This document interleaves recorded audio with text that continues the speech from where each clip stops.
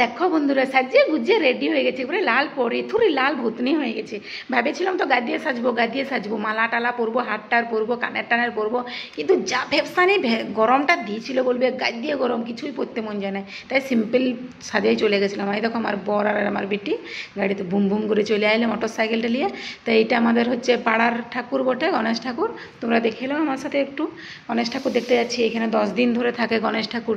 যেমন আমাদের বাঙালিদের দুর্গা পূজাটা বিশাল ধুমধামে হয়, এখানে গণেশ পূজা অনেক ধুমধামে করে হয় জানো। এই দেখো প্যান্ডেল, এত সুন্দর প্যান্ডেল, এত সুন্দর লাইটিং এখানেও হয়।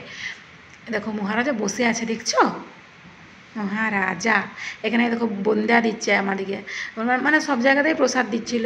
এখানে একটা জিনিস কিন্তু অনেক ভালো জানো তো বন্ধুরা, যে কোনো মন্দির বলো, যে কোনো প্যান্ডেল বলো, মানে কুলারের ব্যবস্থা থাকে।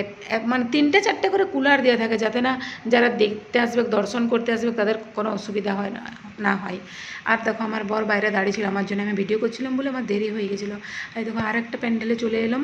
তো এটা দেখো অমরকণ্টকের মন্দিরটা করেছে, মানে তিরুপতির মন্দির। এই দেখো, তো চলে এসেছি ভিতরে। আর এখানে একদমই টিকিট কাটতে হয়। টিকিট মানে মানে তুমি কাটতেও পারো, না কাটতেও পারো, এরকম। এই মোটর সাইকেল পাবে, এই সোনার চেন পাবে, এরকম। আমরা কাটিনি বুঝছো। এখানে মহারাজা দেখছো দাঁড়িয়ে আছে তার 2টা বউ নিয়ে, ঋদ্ধি আর সিদ্ধিকে নিয়ে। আর লাইটিংটা একটু দেখে নাও, ঝাড়বাতিগুলো। ভিতরে লাইটিংটা দারুণ করেছিল, দারুণ। আমার দেখতে অনেক ভালো লাগছিলো। ভাবছিলাম ফটো তুলবো, কিন্তু ফটো তোলা হয় নাই, দমে লাইটের জন্য ঝাপসা ঝাপসা আসছিলো। অতিরিক্ত লাইট, পিছন দিকে লাইট চলে আসছে, তার জন্য ঝাপসা দেখছিলো। এখানে দেখলো একটু প্যান্ডেলটা। তো আমরা চলে এসেছি আর একটা মন্দিরে দেখো। তোমরা আমাদের সাথে সাথে দর্শন করলো। এখানে গান বাজছিলো, আমার বেটু একটু নেচে নিল, দেখছো ব্যাংকটার মতো ঝাপাচ্ছে। ও অনেক ফুর্তি করেছে, সত্যি কথা। তো এখানে দর্শন করা হয়ে গেল। তো যাচ্ছি আর একটা প্যান্ডেলে, এটাও খুব সুন্দর করেছিল প্যান্ডেলটা।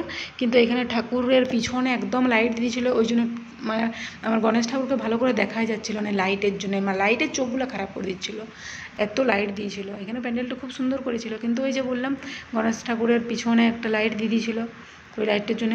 দেখছো, তোমরাও দেখতে পাচ্ছ, ভালো করে দেখা যাচ্ছে না। তো এখানে মোদক প্রসাদ দিচ্ছিলো, এই দেখো আমার গণেশ ঠাকুরের প্রিয় প্রসাদ। তো এরকম করে আমরা ঘুরে নিলাম সব প্যান্ডেল। ছোট ছোট অনেক জায়গাতেই ঠাকুর বসেছিল, সব জায়গাগুলোই ঘুরেছি। তো আমরা সত্যি কথা বলতে আমরা কিছু খাবার খাইনি, মানে কোনো কিছুই খাইনি, কারণ হচ্ছে ঘরে মাংস বানিয়েছিলাম। তো ঘরে এসে মাংস ভাত খাবো বলে আমরা কিছুই খাইনি। কিছু খেয়ে নিলে পেট ভর্তি হয়ে যেত, তাহলে মাংসটা আমি খেতে পারতাম না। তো ঘরে এসে দেখো বন্ধুরা, আমি মাংস মোচাড়ে দিলাম। মাংস খেতে আমার অনেক ভালো লাগে, মুরগির মাংস আমার বেশি ভালো লাগে। তো ঘরে এসে মুরগি মাংস আর ভাত এত টেস্টি বানিয়েছিল কি বলবো। তো বন্ধুরা ভিডিওটা কেমন লাগলো জানাবে, আর ভালো লাগলে লাইক কমেন্ট আর শেয়ার করে দিও। টাটা, ভালো থাকো সবাই।